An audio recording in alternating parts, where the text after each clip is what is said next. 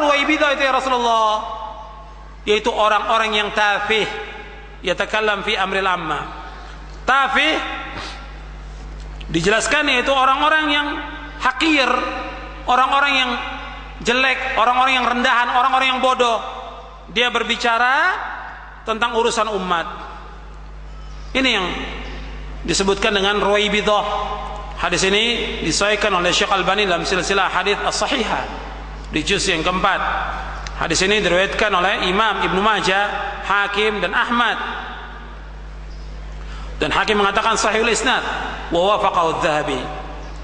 Seperti yang sekarang, orang-orang yang Ruwaibidah, tidak mengerti Quran, tidak mengerti sunnah, bahkan cara beribadah nggak ngerti, dibicara soal masalah politik. Jadi ikhwan fillah, azakumullah, kita kembali kepada penjelasan tadi bahwa kita ini wajib mengikuti pemahaman salafus saleh. Kita mengikuti pemahaman ini karena Allah dan Rasul yang memerintahkan. Karena diperintahkan juga oleh para sahabat, dan ini merupakan jalan selamat. Dan kita ingin selamat dunia akhirat, dan kita ingin masuk surga. Bukan seperti golongan-golongan yang lain, firqah-firqah yang lain, yang mereka sibuk dengan alirannya, tokohnya, politiknya, yang kemudian mereka keluar dari siratal mustaqim. Kemudian ikhwan fillah, azakumullah, kita lanjutkan tentang wajibnya kita mengikuti salaf ini, yaitu ayat-ayat dan hadis-hadis Nabi SAW ini banyak sekali, puluhan ya, tentang ayat dan hadis tentang wajibnya mengikuti manhaj salaf ini puluhan ayatnya, dan hadisnya juga puluhan tentang masalah ini. Jadi nggak bisa dibantah dengan apapun juga, kecuali kita harus mengikuti Al-Quran wa Sunnah ala fahmi salaf. Jadi kalau disebutkan tentang khairun nasi qarni thumma alladhina yalunahum, sebaik-baik manusia pada masaku, kemudian sudah mereka, yang dimaksud di sini yaitu para sahabat. Yang dimaksud di sini yaitu para sahabat ridwanullah alaihim ajma'in. Dan juga yang dikatakan khair yaitu khairun nas, sebaik-baik manusia, yaitu baik tentang apanya? Yaitu baik tentang akidahnya, baik tentang manhajnya, baik tentang beribadahnya, dan baik tentang yang lainnya. Dan ingat, para sahabat ridwanullah ajma'in, mereka dijamin surga. Sebagaimana Allah berfirman dalam surah Al-Hadid ayat 10. Allah berfirman, wa kullan wa'adallahu al-husna, dan mereka semuanya adalah dijamin dengan surga. Kami janjikan dengan balasan yang lebih baik, yaitu surga. Karena itu Muhammad bin Hazm, yang terkenal dengan Ibnu Hazm, dia mengatakan as-sahabatu kulluhum min ahlil jannati qat'an. Perhatikan, perkataan di kitab itu tidak ada, di buku itu tidak ada. Saya kutip dari bukunya beliau Al-Milal, Al-Fisal fil Milal wal Ahwa wan Nihal. Dan juga saya nukil dari perkataan Al-Hafidh Ibnu Hajar Al-Asqalani dalam kitabnya Al-Isabah fi Tamyiz Sahaba di juz yang pertama halaman 10. Kata Ibnu Hajar, telah berkata Abu Muhammad bin Hazm, as-sahabatu kulluhum min ahlil jannati qat'an. Kata Ibnu Hazm bahwa para sahabat semuanya termasuk ahli surga, pasti. Dengan dasar apa? Ayat wa kullan wa'adallahu al-husna, bahwa mereka semuanya dijanjikan dengan surga. Makanya kita mengikuti mereka, wajib mengikuti mereka. Dan Nabi menyebutkan lagi, addu 'alaiha bin nawajid, dan peganglah erat-erat, tamassaku biha wa addu 'alaiha bin nawajid. Peganglah erat-erat dan gigitlah dengan geram kalian. Artinya pegang erat-erat manhaj ini, mana salah, pegang erat-erat. Jadi jangan kita tertipu dengan fitnah syubhat, dan jangan tertipu dengan fitnah syahwat. Ini hati-hati, karena manusia selalu dimasuki oleh fitnah syahwat, fitnah syubhat. Teguh kita di atas manhaj yang hak ini. Jangan terpengaruh dengan orang-orang yang mendambakan dirinya dengan salaf. Ada orang-orang yang dia sengaja pakai nama salaf, tujuannya untuk politik, untuk mencari massa,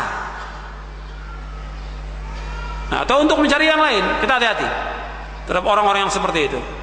Jadi golongan atau orang-orang yang dia sengaja karena massa dilihat yang banyak ini dari kalangan salafiyin, maka dia pura-pura masuk salaf. Untuk apa? Untuk tujuan politik, untuk tujuan dunianya, atau untuk tujuan kursinya. Ini hati-hati. Dan kita jangan terpengaruh dengan fitnah-fitnah yang ada itu. Dan fitnah itu seperti malam yang kelam, gelap dan berbahaya fitnah itu. Makanya kita harus berhati-hati. Yang kadang-kadang pagi orang itu mukmin, sorenya kafir, kata Nabi. Sorenya mukmin, paginya kafir. Makanya kita setelah tahu akidah dan manhaj yang lain, kita terus beramal. Yang kita tahu amalkan, yang kita tahu amalkan sesuai dengan sunnah dan ikhlas karena Allah. Sebab Nabi menyebutkan apa? Dengan banyak amal, bersegera untuk beramal. Jadi nuntut ilmu, amalkan. Nuntut ilmu, amalkan. Sebab Nabi bersabda dalam hadis yang sahih yang diriwayatkan oleh Imam Muslim, badiru bil a'mali fitanan kaqita'il lail mudlim, yusbihu ar-rajulu mu'minan wa yumsi kafiran, wa yumsi mu'minan wa yusbihu kafiran, yabi'u dinahu bi aradin minad dunya. Dalam hadis Muslim, Nabi bersabda, hendaklah kalian bersegera untuk beramal, karena fitnah-fitnah itu seperti malam yang kelam. Yang pagi orang itu beriman, sore kafir. Sore dia iman, pagi kafir, karena menjual agamanya dengan harga yang sedikit dari dunia ini. Nasallallahu salam wal afiyah. Kemudian selanjutnya kita masuk poin yang ketujuh. Yang ketujuh, Nabi bersabda, wa iyyakum muhdatsatil umur fa inna kulla muhdatsatin bid'ah. Jauhkan diri kalian dari setiap perkara-perkara yang baru, karena setiap yang baru adalah bid'ah. Jadi Nabi ingatkan di sini, jauhkan diri kalian dari setiap perkara-perkara yang baru. Jadi perkara-perkara yang baru. Karena agama Islam ini sudah sempurna. Allah berfirman, al-yawma akmaltu lakum dinakum wa atmamtu alaikum ni'mati wa raditu lakumul Islam madina. Pada hari ini aku telah sempurnakan bagimu agamamu. Aku telah cukupkan nikmatku atasmu dan aku ridha Islam menjadi agama bagimu. Jadi agama Islam ini sudah sempurna. Kita tidak boleh menambah dan tidak boleh kita mengurangi.